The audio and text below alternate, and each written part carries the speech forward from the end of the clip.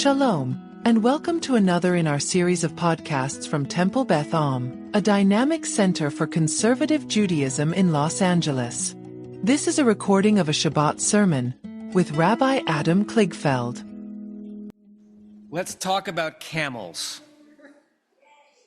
I've never started a sermon with those words, but now I have. Let's talk about camels. And I want to talk about camels by first talking about very nerdy Hebrew textual puns that has like a worldwide audience of 6 people who find them interesting, and I'm one of them. I remember hearing this joke when I was a teenager, and when I figured it out, it was such a wonderful aha moment. If God and the children of Israel were playing tic-tac-toe together, how do we know that God would choose X's? Because it says, Hashem oz li'amo yitain, which is a verse that means that God will give the people strength, but the word for strength is oz. Okay. Another one. It's not going to be funny, but it's going to be fun for me. What did the frum religious Jew who loved to sing, what did he do when a dromedary fell on him? He said, Ashira ladonai ki gamal alai, which is a verse that we say in Psukei Zimra, which literally means, I will sing to God ki gamal alai, because God has bestowed good things upon me. But gamal also means, the joke is based on the multiple meanings of the Hebrew root gimel mem lamed gamal. It can mean camel. It can also mean to bestow, to give the gift of, as in Birkat HaGomel, the bracha that someone says after feeling that God saved them and rescued them from a difficult situation, HaGomel l'chayavim tovot. We bless the God who even gave those who might not have been worthy of it good things. And a camel itself, the animal, is its own contronym. Because what are the basic elements of a camel? It can withstand tremendous abstinence and absence and lack. It endures endless stretches of desert with nothing coming in, nothing feeding it. A camel is a copious store, holding back and restraining. And at least vis-a-vis human experiences of camels, the word gamal is used the way it is in that verse. Ki gamal alai means that God has given to me. God has bestowed upon me. And that's what humans get from camels.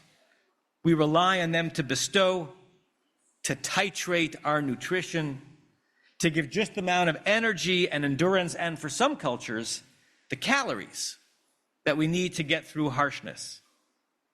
A camel holds back, and a camel gives up. I'm thinking about this because camels are all over the parsha. They are the underseen theme in this extended narrative, the narrative that ensures our perpetuation as a clan. The one where Abraham sends the servant to find a wife for Isaac so that the family will continue, as will the relationship with God. It's all about camels.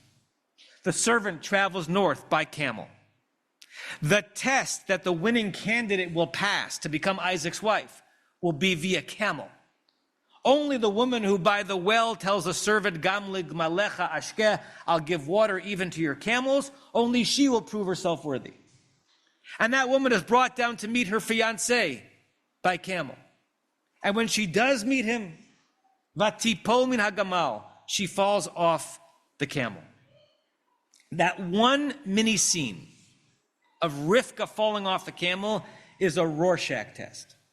People and commentaries throughout centuries tend to see it not as it is, but as they are. Puritan and prude society saw it as a moment of great modesty. Rashi says the phrase does not mean what it really does seem to mean. She didn't fall off the camel, according to Rashi. Rather, she turned away demurely and modestly obscures her full beauty. He connects it to the next verse, where Rivka takes a scarf and actually veils herself, which is one of the sources for the bedekin ceremony, the veiling ceremony at a wedding. Ecstatic societies see the scene as a prism for religious awakenings and yearnings. Rabbi Levi Yitzchak of Berditchev, a great Hasidic master who was suffused with Kabbalistic thinking, he weaves together the idea that in Kabbalah, Isaac, Yitzchak, is associated with pachad, fear, and gvura, might. Isaac represents the power of God and the fear of God. And so in the allegory, Rivka is not reacting to a man when she falls off the camel, but to the part of God that this man represents. She's overwhelmed by divine awe. Her body cannot maintain her composure. She falls in ecstasy, in spiritual ecstasy. Rivka falling off the camel is her davening, shuckling, losing herself in him Isaac, and in him Hashem. He reads the moment as an invitation to a healthy loss of balance in our spiritual aspirations and in our intimate connections. We should lose ourselves a bit. I read all these interpretations and others, and my response is Ikar Chaser min HaSefer, which literally means the main point is missing from the book. It's Jew speak for you're overthinking this. You're missing the point. I see the scene as pure, unvarnished romance. She saw him. She was taken by him. She fell off her camel in love. And then she recovers and she dons the veil, lest the moment lead to mixed dancing. That's how I read it and thought about it until I spoke this week to my dear friend and blood brother, Rabbi David Ingber, who often blows my mind with the way his mind works and weaves tapestries out of the strands of our tradition. He points out another gamal in the scene. It's Isaac himself. To which I said, huh? Rabbi Ingber brings us back to last week's Parsha. If you remember, Sarah becomes pregnant. That child is Yitzchak, Isaac. He grew. And then they threw a party for him. It was the party at which his older half-brother Yishmael would mock him and laugh at him, starting the rift that persists until today. And what was the reason for that party? It was not a birthday party. It was a wean day party, the day he was weaned, no longer as dependent on his mother for sustenance, an early bar mitzvah of sorts, the day announcing the beginning of independence. That's the meaning. But listen to the words, listen to the sounds, even if you don't know Hebrew fluently. Vayigdal hayeled, vayigamal. The child grew and he was weaned. He was gamald. He was cameled. Vayas Avraham mishte gadol, and Abraham made a great party. Biyom, on the day, he gamel et Yitzchak. On the day his son Isaac became a gamal, became a camel. There's that word again. And what makes Isaac a gamal? He had to survive on very little. Love from his father, but attenuated, directed through spiritual and divine obligation more than direct, tender contact. Isaac is a tragic and suffering character, and so he's an admirable and noble one because he crosses many barren deserts, having to endure many hardships before his next drink of water. And who is his bride? The one who notices the thirst of the camels, because she's going to be wed to one. Of course that's her test. Of course she has to show that even for those who are truly parched, who hold on to so much with restraint, but those who are also so very needy when they reach the well, for those camels like her husband-to-be, of course she has to show kindness and abundance. V'gam ligmalecha ashkesh, he promises. I will give drink even for your camels. I'll find a way to be giving even to a man like Isaac. Seen through the prism of the multiple meanings of Gamal and the multiple Gemalim in the scene, Rivka and Isaac are as if standing in a house of mirrors, seeing the other in myriad reflections, and seeing themselves intertwined. Because Rivka is not just destined to wed a Gamal and try to serve the needs of one and be good to one. She becomes one herself. She sees her intended from a distance. She sits on her camel of transport and gazes at her camel of betrothal. Vatipol min hagamal, she falls off. Why? Maybe because the task now presents itself as harder than it seemed. Back at the well, it was easy to give drink to the camels. There. But maybe this Gamal will be harder to satisfy. Maybe he is too thirsty for her to slake. A feminist read might be that her falling off the camel is in minor protest. She throws herself off of the Gamal. She realizes that she's going to have to curtail some of her feminine power and authority in this relationship, as all relationship requires some camel-like restraint. And momentarily she rejects it. Or maybe this circles back to my essentialist romantic read. She falls off this camel on which she arrived to dive into the next camel to whom she'll be devoted. She falls in love and in commitment and in readiness. If you pull back, what does it all mean? Well, first of all, it doesn't always have to mean one thing. Some sermons and Torah study sessions are about laser focus. Take all the words and focus them on one single illumination, one takeaway blazingly clear in your consciousness. Thank you, Torah, for the enlightenment. And some sermons and Torah study sessions are about widening the lens, turning a single point of light, such as the camels in chapter 24 of Breshit, and expanding them into a kaleidoscope, with the text speaking to us in all the ways we need to hear it, to teach each of us multiple ways at the same time.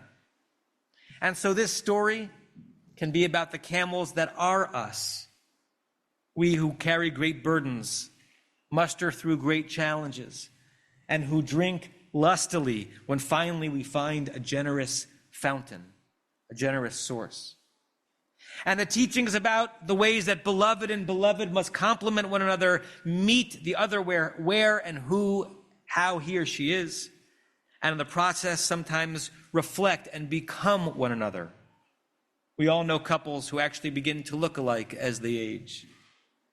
And this sermon is about the trove that is Torah, the endless well which itself finds a way to continue to give drink to us, we thirsty camels who come to it for grounding, wisdom, and inspiration. Sometimes it's just through three letters, Gimel, Mem, Lamed, the ones that mean receiving God's beneficence and also being weaned from it, the letters that mean taking and no longer needing to take. Sometimes the three letters are the sermon itself. Ashir al Adonai ki gamal alai, I will sing to God because there is a camel upon me, within me, because I am a camel, because this very Hebrew root is now more deeply a part of me.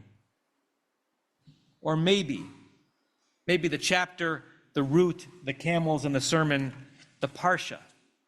The Parsha, which seems to be about Abraham and Yitzchak and the perpetuation of the patriarchal line, maybe it's all really about Rivka, Rebecca, matriarch number 2, whom we don't know enough about and on whom we do not focus sufficiently. Let's look at it one more time. She enters the story because of her kindness and her generosity to all the camels around her. And then vatipol min hagamal, she falls. She, a woman, a wife, a mother-to-be, a prophetess, she senses how hard all of this is. Love is hard. Satisfying someone's needs is hard. Living up to the model of Sarah, matriarch number 1, will be hard, especially when her death has left such a hole in Isaac's heart. Her upcoming barrenness will be hard. She will become the first character in the Torah in our people's story of humanity who will experience pregnancy and childbirth as traumatic. Not just that the waiting to become pregnant is hard, but that the gestation is hard. Rivka is the fulfillment of the curse God gives to Eve, to Chava, as they are kicked out of the idyllic garden. God says to her, Arba, Arbe, etzvonech veheronech, be'etzev teldi vanim. God tells Eve, I will greatly multiply the pain of pregnancy. In pain will you give birth to children. Eve receives the curse. Rivka is the first to live it. As the Torah will tell us in the beginning of next week's Parsha, Vayitrotzitzu habanim bekirba, the boys grappled inside of her to the point of her existential weariness. Lama ze anochi, she cries.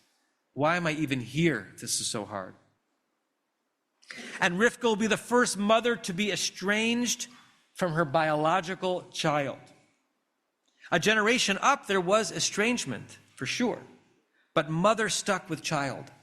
Sarah with Isaac, Hagar with Ishmael. But Rivka will give birth to two and bond with one. Choose one. Be chosen by one. Be mother to one. To Jacob, to Yaakov, Yisrael, us.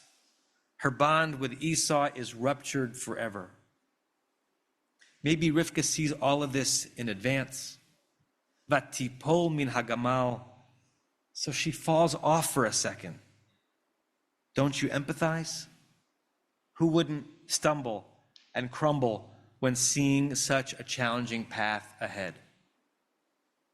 And then she recovers. Vatomer el ha'eved mi ha'ish halazeh ha'olech besadeh likratenu. She asked the servant, who is that man daydreaming in the fields who's drawing close to us? Vayomer ha'eved hu adoni. He says, he's my master. In other words, he is to be yours. Vatikach hatzaif. She takes a veil, vatitkas. She gathers herself. She grabs a scarf. She covers herself, perhaps in modesty, perhaps in an act of self-love, protection. However much I share, some of me is just me. And the next verse, Vatihilo leisha vaye'ahaveha, and she became to him a wife. She loved, and she was loved. So it is, so may it be, so must it be on some level for all of us. You've been listening to another in our series of podcasts from Temple Beth Am, a dynamic center for conservative Judaism in Los Angeles. If you enjoy these podcasts, we invite you to write a review on the Apple Podcast website or wherever you get your podcasts. For more information on Temple Beth Am, Los Angeles, please visit www.tbala.org.